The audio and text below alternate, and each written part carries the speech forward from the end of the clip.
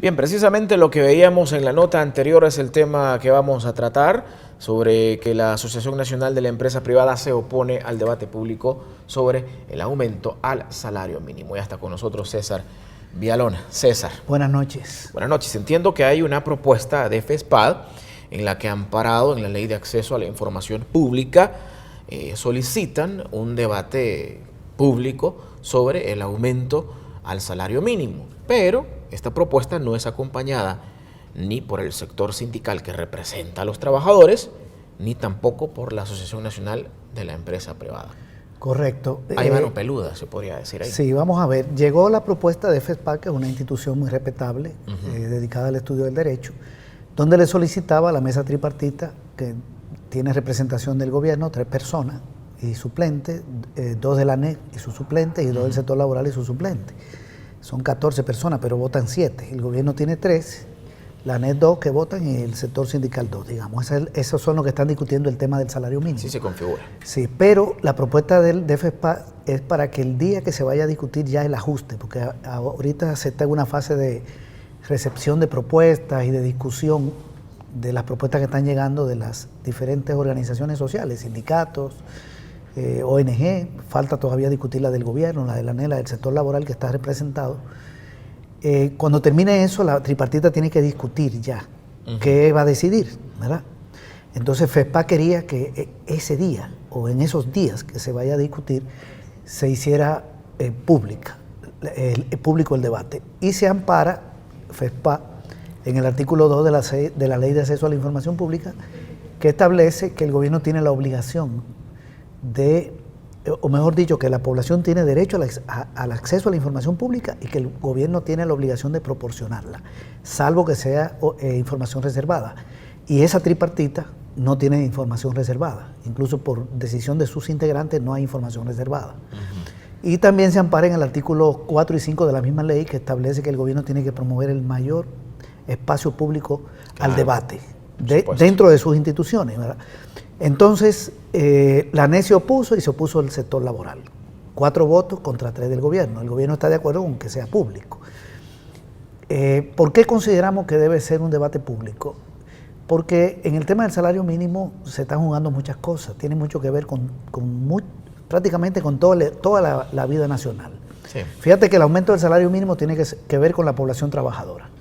Segundo, tiene que ver con los ingresos de las empresas, con los costos, con sus utilidades. Tiene que ver con los ingresos públicos, porque una población con más salario compra más y paga más impuestos.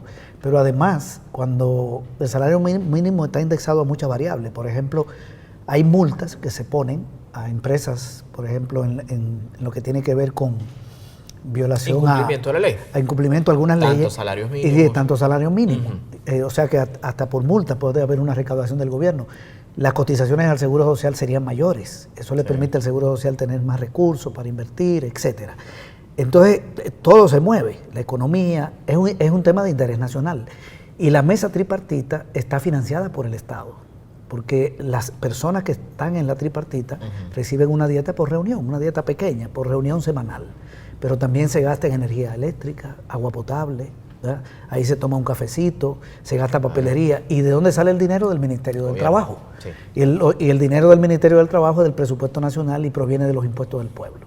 Entonces, así como la Asamblea Legislativa debate públicamente, ¿verdad? Porque ahí está el canal de la Asamblea y la radio de la Asamblea, y se discute de cara al pueblo, nosotros creemos que este tema debió ser discutido también de cara al pueblo.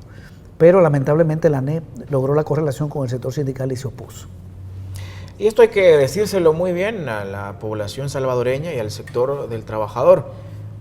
¿Será que representan realmente los intereses de todo el gremio laboral, estas personas que están en esta tripartita, integrantes de sindicatos? Bueno, históricamente todas luces no. Han coincidido con la ANEC en todos los ajustes salariales que se han hecho. Incluso a veces han propuesto menos. En esta ocasión han hecho una propuesta buena, que se distancia de la ANEC y se acerca más a la del gobierno.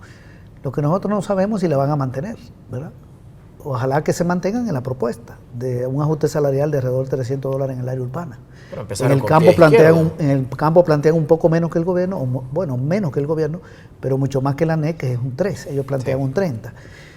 Pero coincidieron en no querer debatir públicamente y la ANE tiene miedo de debatir, porque la propuesta de la ANE no es más que una página y media. A eso me El refiero. documento porque empezaron presentó, con pie izquierdo. sí, el gobierno presentó un documento técnico bien fundamentado, un estudio técnico de 20 y pico de páginas, más o menos, casi 30 páginas. Es un documento con sustento en 8 variables económicas y el estado de la economía. La ANE presentó una hoja y media. Esa es su propuesta.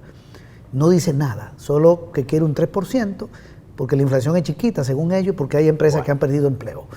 Entonces, no tiene sustento y no tiene capacidad de debatir de cara a la población. Ese es el miedo. Lamentablemente, arrastraron en su posición al sector sindical, pero no está cerrado, porque CFEPA puede recurrir todavía a la Corte Suprema de Justicia. Bueno. Porque aquí se puede estar violando un derecho ciudadano. Ok. César, gracias por habernos traído esa reflexión sobre el tema del salario mínimo. Pausa y regresamos.